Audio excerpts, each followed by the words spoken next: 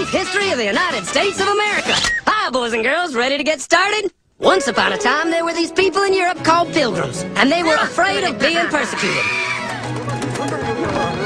So they all got in a boat and sailed to the New World where they wouldn't have to be scared ever again. Oh, I'm so relaxed. I feel so much safer. But as soon as they arrived, they were greeted by savages, and they got scared all over again. Indians! So they killed them all.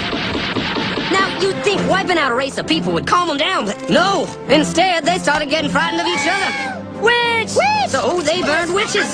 In 1775, they started killing the British so they could be free. And it worked, but they still didn't feel safe. So they passed a Second Amendment which said every white man could keep his gun. I loves my gun.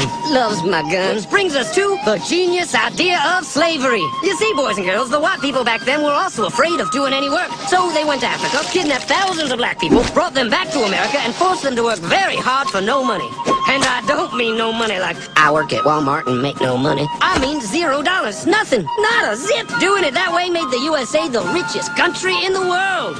So did having all that money and free help calm the white people down? No way. They got even more afraid. That's because after 200 years of slavery, the black people now outnumbered the white people in many parts of the South. Well, you can pretty much guess what came next. The slaves started rebelling. There were uprisings, and old master's heads got chopped off. And when white people heard of this, they were freaking out and going, I want to live. Don't kill me, big black man. Well, just in the nick of time came Samuel Colt, who in 1836 invented the first weapon ever that could be fired over and over without having to reload. And all the Southern whites were like, yeah!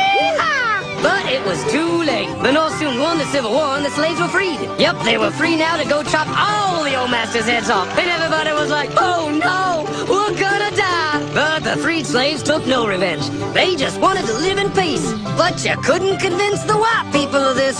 So they formed the Ku Klux Klan. And in 1871, the same year the Klan became an illegal terrorist organization, another group was founded, the National Rifle Association. Soon politicians passed one of the first gun laws, making it illegal for any black person to own one.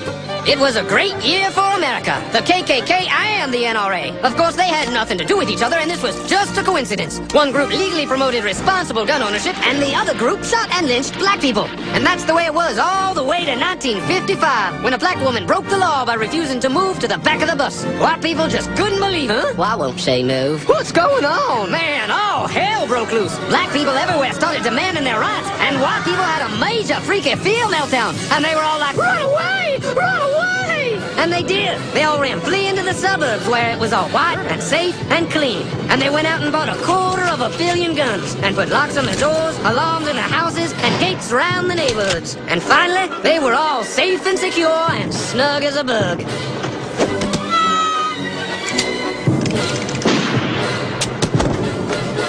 And everyone lived happily ever after.